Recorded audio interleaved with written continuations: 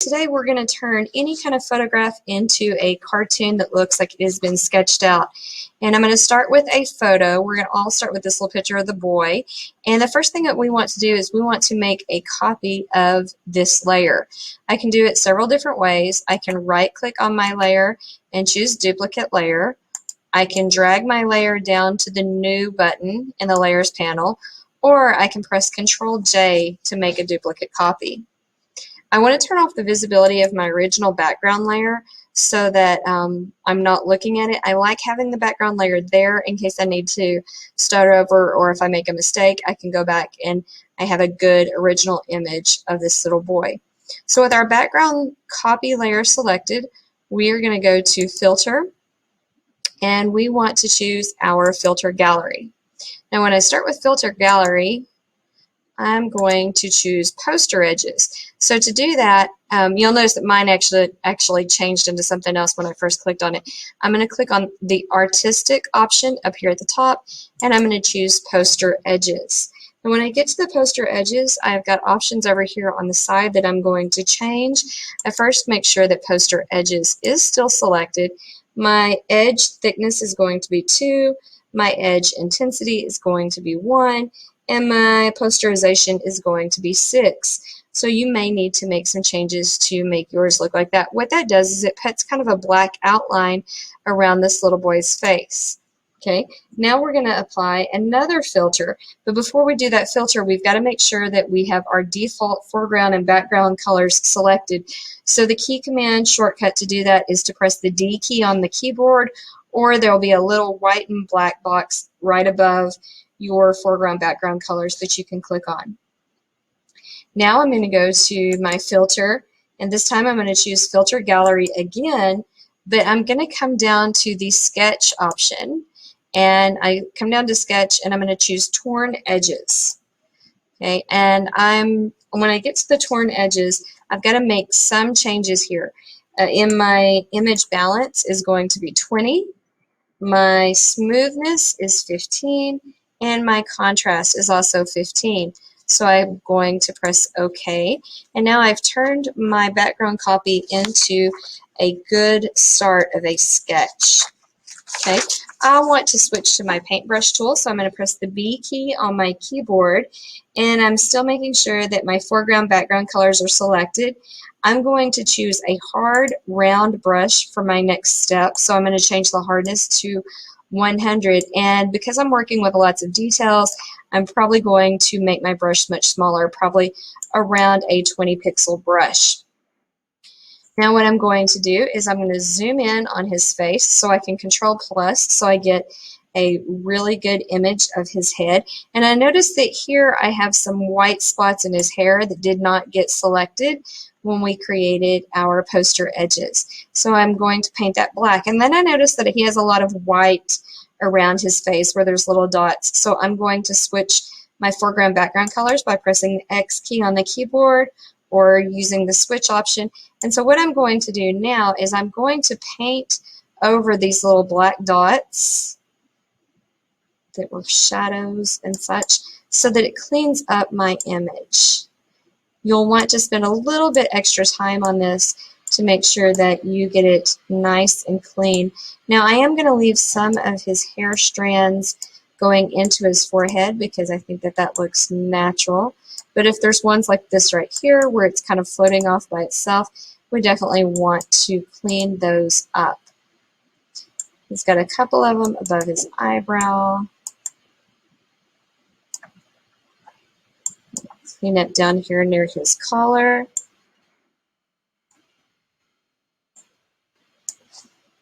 And on his neck. And again on his chin. And he's got a little bit here on his lips and his nose. Okay, I think I've done pretty good. I'll clean up a little bit, maybe his ears. If there was more to it that you wanted to paint in, of course you could paint with black to fill that in a little bit better. I like what I've got right now, so I am going to make sure my layer is selected. I'm going to select the entire image by doing Control A, that is the key command for select all, and then I'm going to Control C, which is our key command to copy. Okay, now if I look in my layers panel, directly next to my layers panel, I have a panel called channels. So we're going to click on that. And at the bottom of the channels menu, I have a button that looks just like everything else that we do that's new. I'm going to click on our new button and it creates a new alpha channel.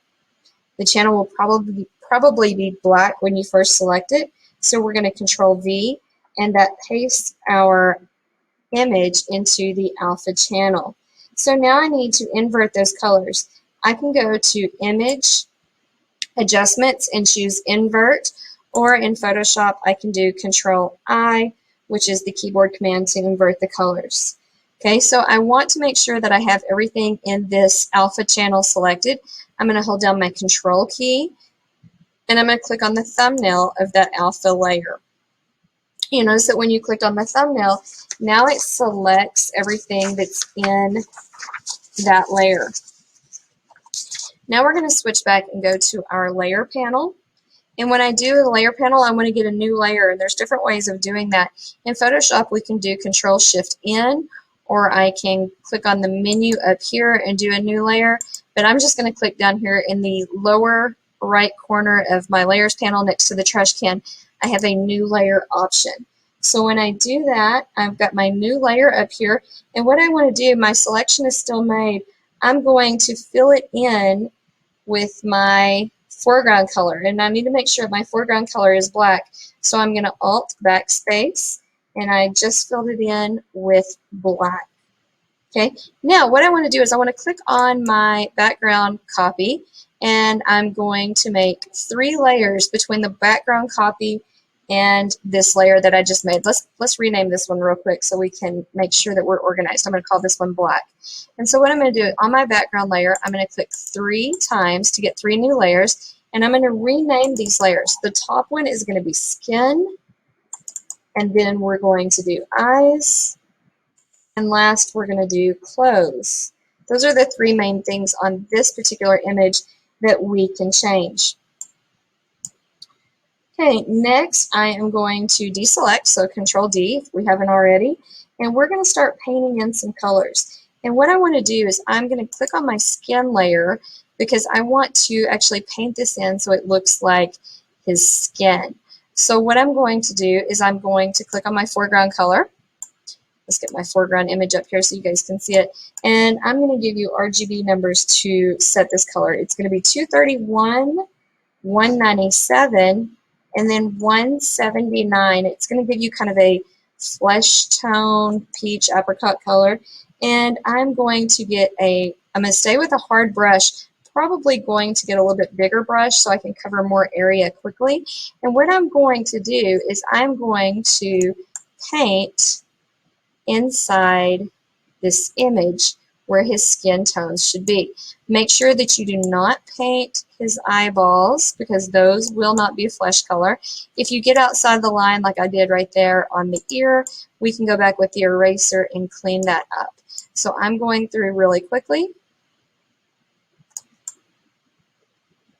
If I need to get a smaller brush, I can, so I can get details worked in there a little bit easier. For the sake of our lesson and our time, I'm going pretty quickly.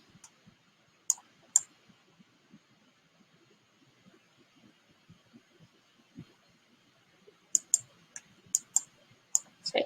Again, I'm going to get a smaller brush to get the details around his eyes. I want to make sure that I don't accidentally paint the eyeballs white. If you do paint the eyes white, we can go in a second and correct that. And then what I'm going to do with my eraser is I'm going to come down to any areas, that I painted outside of the lines. I'm going to clean these up really quickly. This white part right here below his neck is actually the collar of his shirt, so I want to make sure I don't paint that. And again, I'm going to come up here and select around the ears and clean up those areas. Because we are working on a different layer, I can go back and forth to this easily later and make corrections and changes. Okay, so Next, I'm going to make sure that white is my foreground color, and I'm going, just to make sure that I haven't accidentally left that transparent or made a different color, because we don't want this to be transparent, I'm going to paint inside his eyes and make those white. You'll see in a little bit, if I didn't hit all the marks, you'll definitely notice that in a step later on. Okay, and then lastly, I'm going to click on the close layer, and I'm going to choose, let's do a light blue color for his shirt.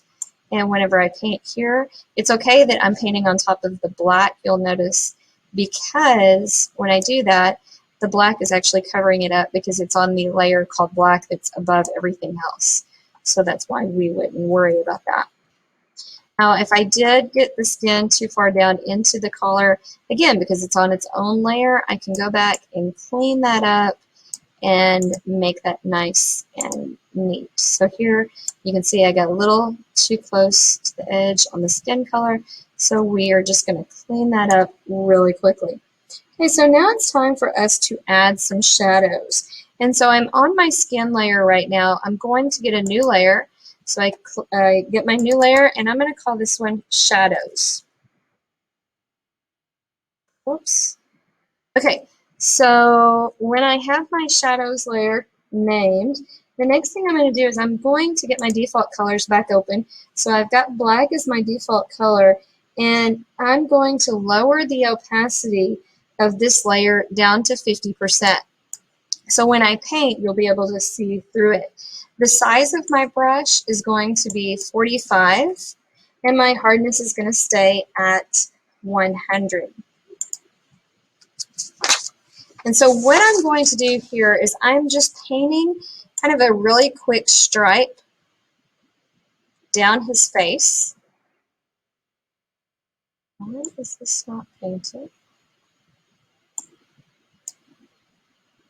Oh, I'm still on my eraser. Let's fix that. It's good to know the teachers make mistakes sometimes too.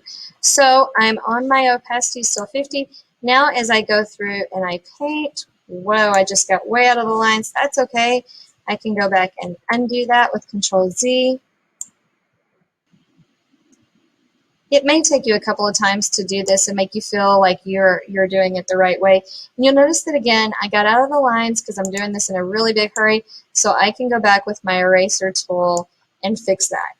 It may take you a couple of times to practice doing the shadow to where you feel confident with it and you like what you've done.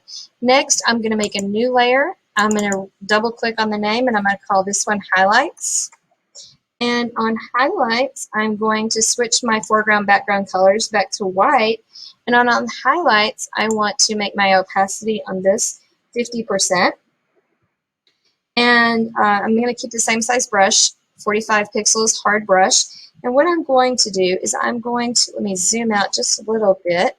I'm going to paint highlights on this side of his face as if the sun was showing up on, or light source was showing up here. So I'm just going to paint kind of the ear area there. I'm going to get a little bit smaller brush and kind of paint a highlight on this side of his nose. And I think I'm going to go back and get a shadow and put a shadow just here, small, like on this side of his nose. That is a terrible shadow. Let's work on that again. Okay, and again, I can go in and fix this later because they are on their own layers. Okay, so now we want to talk about how to blend the layers. So I am on my shadow layer. I'm going to come up to my blending mode, which is in my layers panel. By default, it's going to say normal, and we're going to drop down here and we're going to choose soft light. And then that's still pretty intense, so I'm going to lower the opacity of my soft light to 30%, and that's going to drop it down and make the shadow look a little bit more natural. Now I'm going to click on the highlight layer. I'm also going to change this one to soft light, and I'm going to lower the opacity of that one even more. I'm going to lower it down to 20%.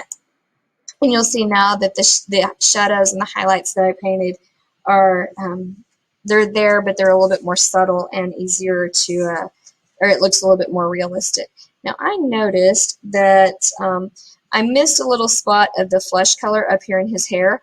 Again, that's fine if I did. I can come up here with my eyedropper click on the flesh color and then paint real quickly to fix that up right there in the hairline. So that's not in your instructions. That's just a freebie because I messed up.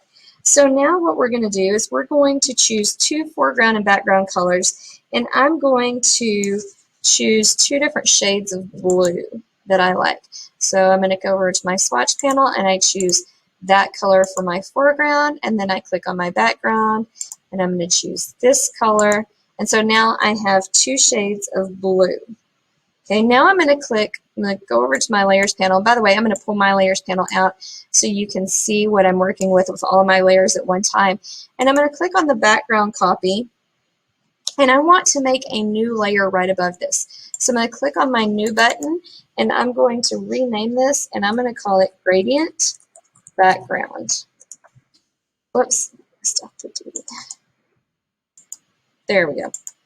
Okay, so I've created a gradient background, and what I want to do is I'm going to come over and choose my gradient tool. The key command for that is G if we're trying to access it really quickly. And we want to make sure that we have a linear gradient, which will be this first option right here. And so what I'm going to do is I'm going to start somewhere on the top left side of my screen, and I'm going to drag my mouse down to the bottom right, and so it's going to create a very subtle background on my image. Now I notice that if you see, I've got a little bit of a halo coming out here around his ear, and what that actually is it's where when I was painting the highlights I got out of the line. So if you happen to notice that you've done that as well, you can go back to the highlight layer and use your eraser and clean that up. After you make the gradient background, we want to create a halo around the little boy so it looks as if there's a light source coming from behind him. We want to click on our background copy layer, and if you're using Photoshop, you can click on the quick selection tool and choose select subject, and it will select the little boy. Now you may notice that when you use the select subject that it doesn't select all of him. If that's the case, then what you're going to want to do is use the add key, which is shift, and you're going to paint across ears or any other facial features that don't get selected. So that's if you're using Photoshop. If you are using Photopea, you need to use, I'm going to deselect that. So if you're using Photopea, you'll use the quick selection tool. But what we're going to do is we are going to select the area outside of the little boy and then Control-Shift-I to invert the selection. In either case, you're going to end up with the selection of just the little boy.